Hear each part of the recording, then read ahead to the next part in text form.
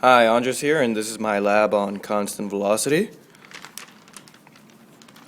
I recorded a video of a friend striking a cue ball and tracked it here on Tracker. I chose the origin to be the center of the cue ball when it first starts out. I cut the clip from the instant the cue ball leaves the stick and before it strikes the other ball right here. I used a calibration stick on the pool ball sitting right here. I looked up the diameter of a standard pool ball and found it to be 0.05718 meters. Chose the ball to move along the positive X direction here on this axis.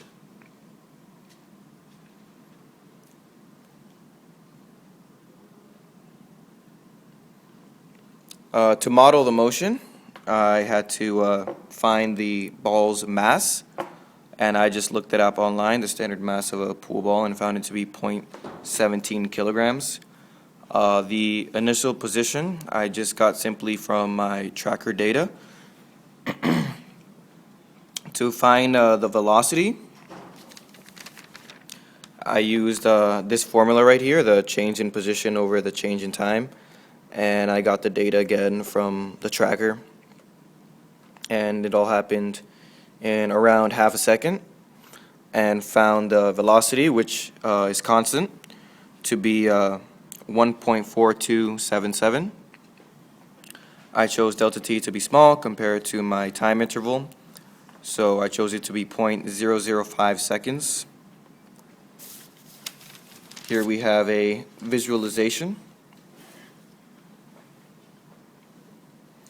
As you can see here, the model seems to be correct, with the ball starting off near the origin and moving in the positive X direction.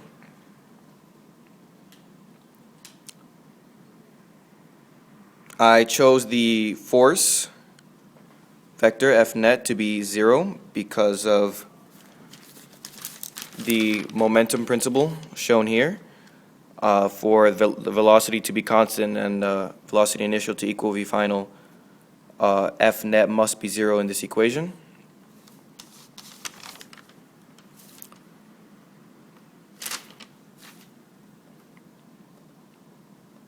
I plotted the data of the model and the experimental data on Excel, and found that the data were a good match. The model prediction is shown in blue and the experiment data is shown in red here.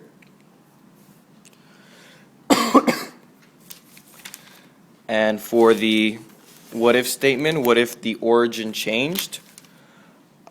If in terms of the y direction, the origin moving directly vertical up and down, it would not affect anything whatsoever. However, if the origin changed at all in the x direction, the initial position would also change and be affected, but so would the final position. It would shift accordingly as well, so that the average velocity would not change. And for what does it all mean? Well, we can see based on the assumption that I made earlier that the ball, since it's moving at constant velocity, we can assume the net force to be 0. So the push and pull forces all cancel out.